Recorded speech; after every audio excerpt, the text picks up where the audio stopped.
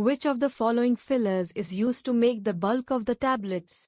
The options are A. Adhesive, B. Binder, C. Disintegrant, D. Diluents. Answer: diluents.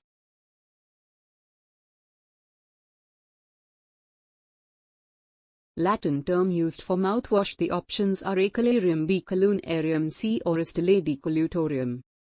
Answer: colutorium. Which of the following methods injections can be sterilized? The options are A. coagulation, B. dry heat sterilization, C. moist heat sterilization, D. heating. Answer: moist heat sterilization. The smallest size of capsule. The options are A 4, B 1, C 5, D 0. Answer: 5.